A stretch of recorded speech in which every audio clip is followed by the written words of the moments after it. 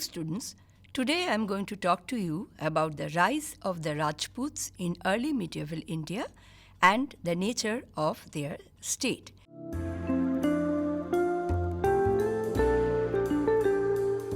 The Rajputs emerged as a regional power in early medieval India, and they were located in different parts of Rajasthan, Gujarat and Madhya Pradesh. Several states were ruled by them, and they constituted themselves as a clan who extended their control over different territories, and they also provided the core of the armed forces. In the opinion of historian Satish Chandra, most of the leaders of these Rajput clans were related to the rulers or the kings by the ties of blood. Next, coming to the connotation of the term Rajput.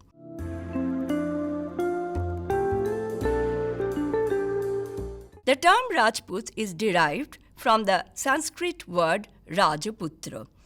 Since the 7th century CE, however, there was a kind of a modification in this term, that is the way the word Rajputra started getting used.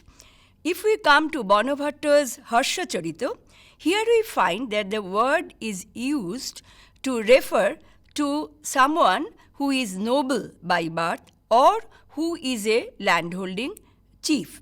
In Kadambari also, the word Rajputra is used to mean a person or persons of noble descent who were appointed by the king as local rulers.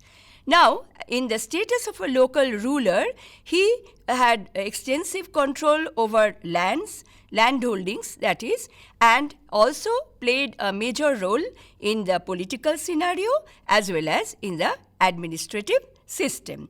Kalhana's Rajtarangini refers to the word Rajputra to mean common landowner who belonged to one of the branches or one of the clans of the 36 clans of the Rajputs.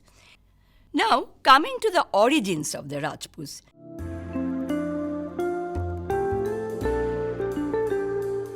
There is a variety of opinion, and there is also lots of debates regarding the origin of the Rajputs.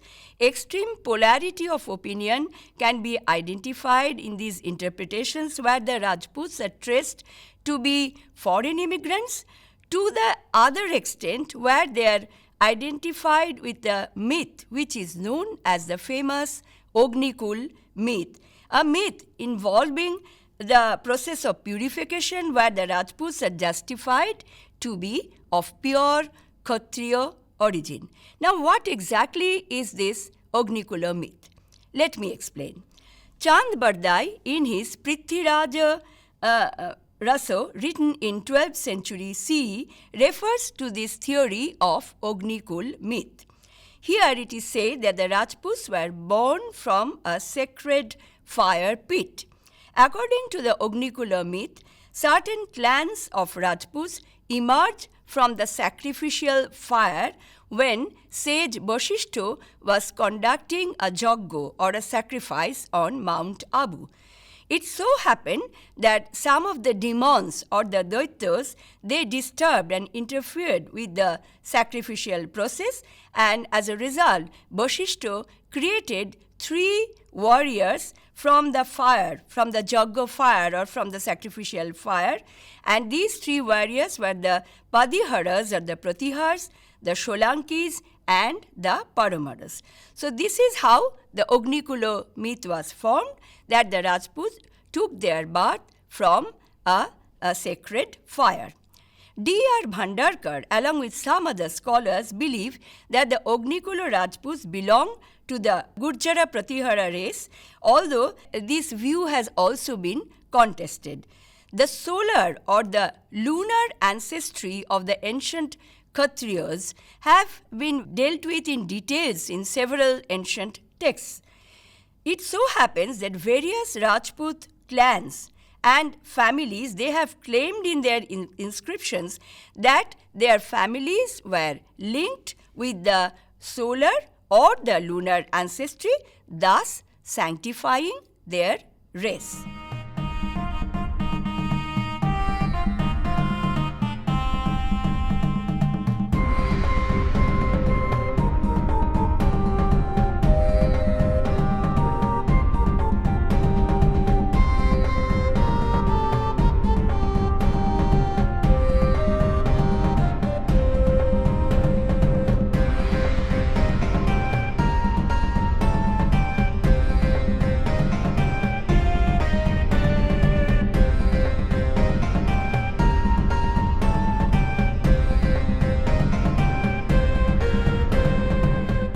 Another historian, D.C. Sarkar, has forwarded the view of Kalhana's Raj Tarangini, where he thinks that these Rajputs came from the landowning class. They claim their birth from the 36 branches or the clans of the original Rajputs.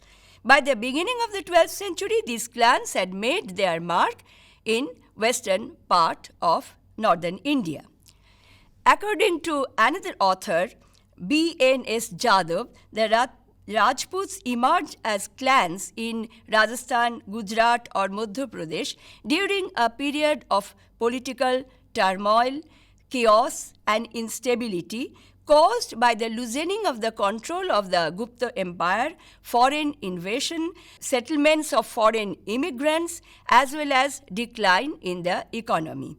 The feudal structure of the society and the economy, which was taking shape at this point of time, facilitated the development of a class of landed aristocracy, and the Rajputs emerged as that class of landed aristocracy. In the opinion of Professor Jadhav, out of this situation, there appeared the military clans like the Gurjars, the Guhilars, the Chahamanas, the Paramars, and so on. And out of all this, it was the Gurjara Pratiharas who first established themselves as an independent ruling clan. Finally, I'll come to the opinion of historian Brojodulal Chattopadhyay. In the opinion of Professor Chattopadhyay, the emergence of the Rajputs was a kind of a process which varied in different periods of time and in different regions. In his opinions, the origin of the Rajputs cannot be interpreted just in terms of ancestry or descent. It is necessary to trace the early stages of history of such clans who in the long run came to be identified as Rajputs, thus viewing the Rajput phenomena in early medieval India in terms of a process rather than in terms of the descent of individual families.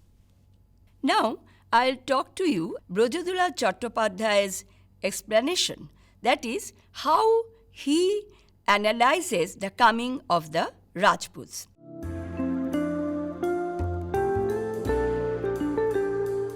While trying to define the term Rajput, it is difficult to distinguish them from the contemporary non-Rajputs in spite of the fact that there are several inscriptions as well as literary sources which refer to the existence of a recognizable clan of the Rajput sect. List of Rajput clans numbering to 36 are found in the early works of Kumarapala Charita and Varna Ratnakara. The Raj Tarangini too refers to the presence of 36 clans of Rajputs. Professor Chattopadhyay suggests that the emergence of the Rajputs can be analyzed in the context of the process of colonization in new areas. The evidence of such colonization can be traced in several contemporary sources, both inscriptions and otherwise, and it can also be analyzed in view of the epigraphic evidences which show an expansion of agrarian economy. The comparison of lists of earlier settlements and that of the settlements in early medieval period clearly indicate that the number of settlements were increasing as a result of this colonization. So colonization of new areas was definitely becoming an important factor which helped the coming and the rise of the Rajputs. The proliferation of the settlements connected with expansion of agrarian economy can thus be related to the emergence of the Rajputs since the 7th century CE. Apart from the inscriptions of the Guhilas of Kishkinda and Dhavagarta, which refer to irrigation-based agricultural system, there are other records also which support this viewpoint, and such records are found from the Mandar Pratiharas. Some inscriptions of western and central India refer to the suppression of the Shabaras, the Vilas, and the Pulindas. This process clearly indicate that the Rajputs were extending their power. They were making progress by suppressing and at the cost of overpowering the tribal settlements. A voluminous bardic traditions suggest that the Guhilas kingdom of South Rajasthan succeeded the earlier tribal chiefdoms. The close connection with the Bhils and the Guhilas are also reiterated in the Eklingaji temple inscription dated CE 1282. Both the Chahamanas and the Guhilas were involved in this process of overpowering the tribals and extending the Rajput power. The movement of the Chahamanas, according to tradition, started from Ohichhatrapuro and progressed toward Shakambhari or Jangaladesho, indicating the colonization of uncharted forest lands. The Nadal branch of the Chahamanas was placed in the Gadwar region of southwest Malwa by Lakshmana, chief, at the cost of the Midas, the local tribals. And there are lots of legends and lots of bardic evidences which mention the effort on the part of the Rajputs to overpower and keep away the Midas and the Minas from them and thus establish their own stronghold in those areas. Thus, Rajasthan, during this time frame when the Rajput polity was gradually taking its shape, was moving from tribalism to a properly framed state polity, and this kind of a thing is not only unique to Rajasthan, it can also be seen in other parts of the Indian subcontinent as well. Apart from colonization, another factor which Professor Chattopadhyay has taken into consideration for the rise of the Rajputs is the mobility to the Kshatriya status. In this context, he makes references to two groups. One is the Midas, who, although coming from a tribal background, ultimately reached the Kshatriya status, and the other group were the Hans. The inclusion of the Midas and the Hans within the Rajput clan structure refers to the fact that there was a kind of a social mobility, and Professor Chattopadhyay points out that this had a major historical significance.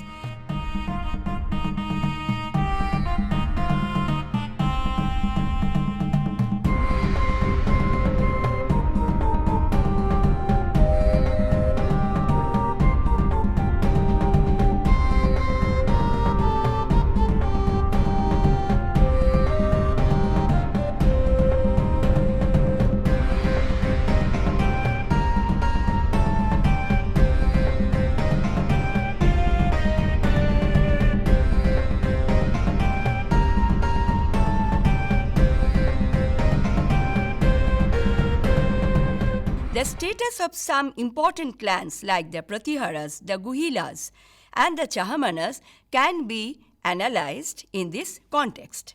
First, I would talk about the Pratiharas, who rose to prominence during the 8th century CE, and they were from the Gurjara stocks, though there has been lots of controversies regarding this, and attempts had been made to separate them from the Gurjara stock. They perhaps ultimately branched off the Gurjaras through their political power, and the Pratihara part or the Pratihara clans became more powerful, something like what the Kushanas did. The Kushanas, who were a subdivision of the Yuchi tribe, rose to political power and finally integrated 5 other clans. Then again, some of the Pratiharas were also Brahmanas in status, and this finds parallel with the case of the Abhiras, who emerged as Abhira Brahmana, Abhira Kshatriya, and Abhira Shudras. Examining the different stages of genealogies, we can find that the newly emerging royal lineages, they were focusing on a dual status, that is, the Brahma Kshatriya status. Now, what was this Brahma Kshatriya status? That you gradually make a progress from the status of a Brahmana to a Kshatriya clan. And this Brahma Kshatriya status was quite an open one, and once it was acquired by the ruling community, it was not very easily given up. In early medieval India, particularly among the Rajputs, this use of this Brahma Kshatriya transitional status can be easily identified. In this context, I would refer to Harichandra, who is considered to be the founder of the Pratihara house, who was a Brahmin, and according to tradition, he has 2 wives, one a Brahmin wife and the other a Kshatriya wife. Later on, in 861 CE, the inscription show that Harichandra's link with his Brahmin wife is no longer mentioned, only the connection with the Kshatriya wife is mentioned. This may be due to several reasons. What is important in this context is that there was an effort or a process to make a mark from one state of social standard to another level, and a kind of a mobility was functioning all through. Professor Brajadulal Chattopadhyay further connects the coming of the Rajputs with certain new features of land distribution and territorial system which were present in cases of both the large empires as well as in the like the Pratiharas or in the local kingdoms like that of the Guhilas. Land assignments were hereditary by nature and land was distributed among the royal kings. These kinsmen did not require any permission from the ruler to further grant or further distribute the landholdings to people of their choice. However, other assignees required such permission. The early phases of Rajput ascendancy was closely connected with another factor, that was the construction of the fortresses. These fortresses became a part of the Rajput territorial system. Early medieval inscriptions suggest the locations of different fortresses in Rajasthan, like the Kamyakiya Kotta in Bharatpur, Rajapura in Alwar, Mandapura Durga at Mandor, and Chitrakuta Mahadurga at Chitar, and several other places. Apart from the defense purpose, these fortresses also reflect a kind of a symbolic power for the ruling class, and these ruling families held close links with the landholders in the neighboring areas and with the compositions of the population there. So, from the fort, the rulers could control the rural areas around the fort and thereby extend their power as such. As a result, the construction of the forts and this kind of settlements became a part of the process of consolidation of power and prestige of the Rajput ruling class. Marriage relation was another factor which was considered to be a major element in the formation of Rajput polity. This gave both power, prestige, and lots of convenience for the ruling classes. The marriage network pattern, according to Professor Brajadulal Chattopadhyay, thrusts less importance to descent or ancestry and more weightage is given to inter-clan relationships. As it has already been mentioned that Harichandra had, the founder of the Pratihara house, had two wives, one Brahmin and one Kshatriya. The Brahmin wife was dropped from the genealogical list by 861 CE. Perhaps by this time more importance was given to the Kshatriya status of the Rajput clans. Again, towards the end of the genealogy, Kakka, who is very close to the contemporary ruler, is mentioned to have married Padmini of the Bhatti clan, and these Bhattis belong to Jaisalmer. So there was a constant trend of inter-clan marriages which is found among the Chahamanas, the Guhilas, the Paramaras, and the Chandelas and all other groups. The marriage network was most widespread among the Guhilas, who built up such alliances with the Rashtrakutas, the Paramaras, the Chahamanas, the Chalukyas, and even the Hans. Now, coming to the proliferation of the Rajputs.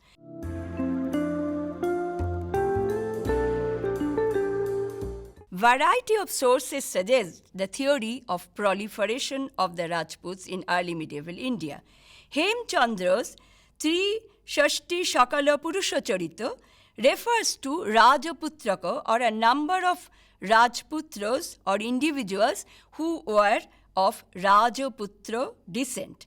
A Mount Abu inscription of late 11th century refers to all the Rajaputras of famous Rajaputra clan.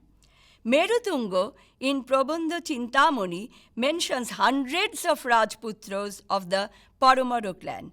Among the ruling elites, the term Rajput covered thus a wide range from actual sons of the kings to the lowest ranking landholders. Now, such proliferations of the clans, both among the established clans and outside it, according to Professor Chattopadhyay, is a key indicator for the analysis of the structural Rajput political dominance. There is no evidence regarding the changing status of the traditional Kshatriyas who constituted the usual ruling community at the beginning. However, I will refer to two inscriptions which suggest that the traditional Kshatriyas were undergoing some sort of change due to this proliferation factor. A record dated CE 956 from Mandkila Tal near Jodhpur mentions the son of a learned Kshatriya who engraved a Prashasti and who was by profession a Shutradhar. Another inscription of the Pratiharas of 10th century, which is found in the Doab area of UP, refer to Kshatriya Bonik. Although inadequate, but these sources indicate the fact that the political status of the earlier Kshatriyas were some sort of getting compromised as a rise of these new consolidated classes of Rajputs.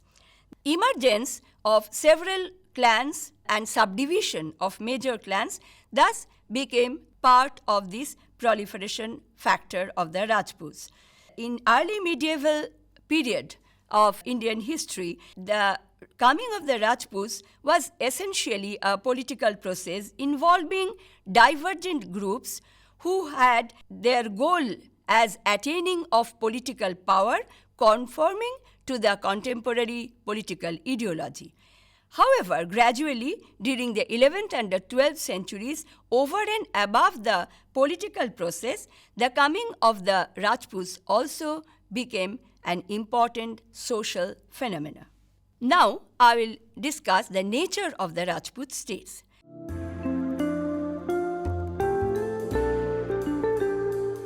After the death of Harshavardhana, there was a kind of a chaos and confusion and political instability in northern India.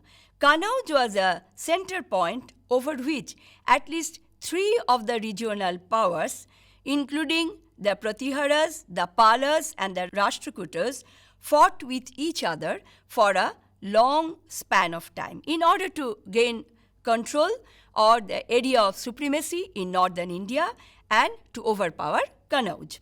By the 8th century, the Gurjara Pratiharas has established themselves as a prominent power in western part of northern India and were playing a major role in pan-Indian politics.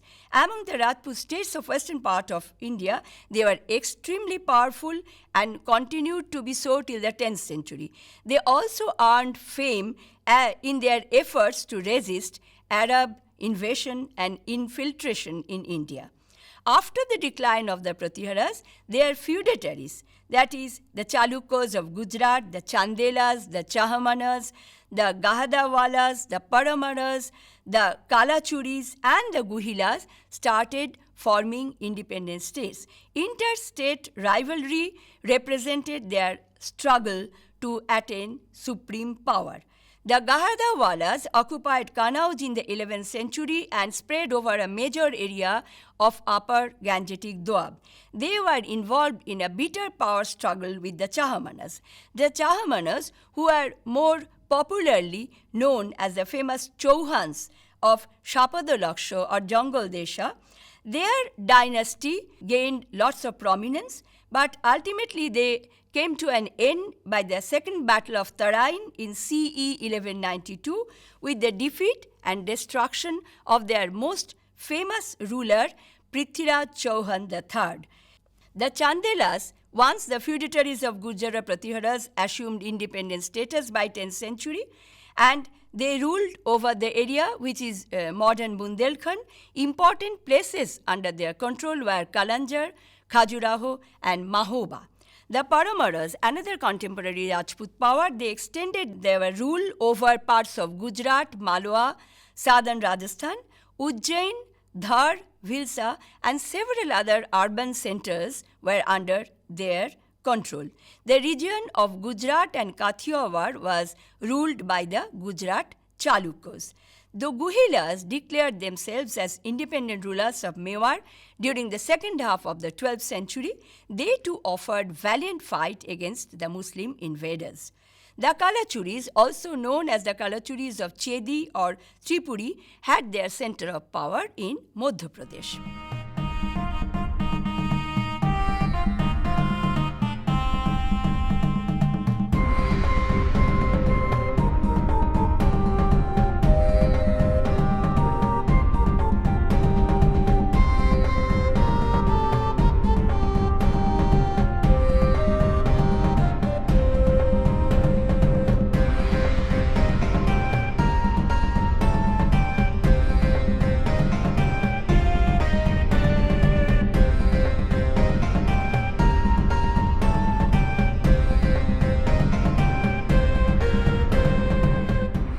Rajput state was ruled by a Rana or a Rawat in collaboration with his chiefs, who usually shared blood relations with the ruler.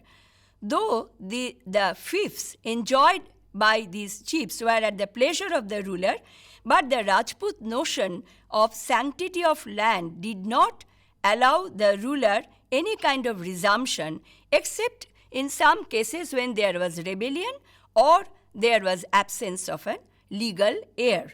Attachment to land, family, and honor were the three pillars on which the Rajput ideology made their mark, and their notion of state was formulated accordingly. Clans formed the basis of Rajput society, and each clan dominated a compact territory. The king was the supreme head of the state, and the executive, the judiciary, as well as the military organization was under his supervision. To some extent, the queen too had a role to play in the administrative system, as it is mentioned in several dynastic reports. The ministerial council acted as a consultant body in all important matters of the polity. The office of the ministers were generally hereditary.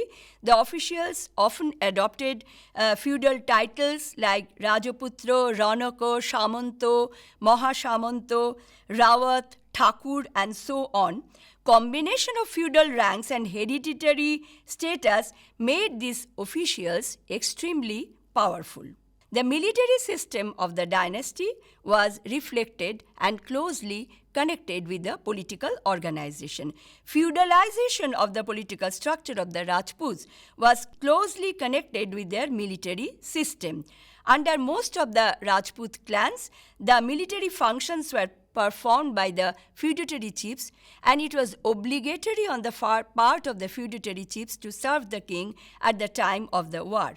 However, if the rulers were weak, the powerful feudatories could declare independence. Coming to the conclusion,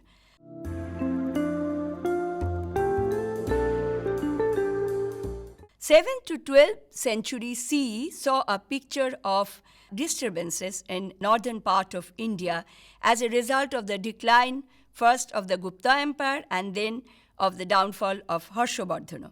At the same time, during the same period, one can witness the rise of the powerful regional states. The Rajput clan of the Gurjar Pratiharas developed as independent political and military power during this time, and their strength and supremacy paved the way for the rise of the Rajputs in general. They particularly gained importance for their valiant fight against Arab invaders. Later on, when the Pratiharas, their power and their strongholds declined in different parts of Central and Western Asia, their feudatories made their mark as independent states and became the major stakeholders in the power game. The allotment and distribution of land among the royal kinsmen and different groups of feudatories ultimately created several clans and sub-clans, leading to the proliferation of the Rajputs as in general. Consolidation of Rajput power is marked by the presence of innumerable forts which acted as barriers against the Muslim invaders. Inter-clan marriages increased the power as well as the military strength and political strength of the royal houses. Finally, the coming of the Rajputs should not be interpreted in terms of myths or like the Agnikula myth or by the theories of linkages with solar or lunar ancestry. It was a process in terms of political, social and economic developments in early medieval India that the Rajputs emerged as a most important group in the history of this period. Thank you.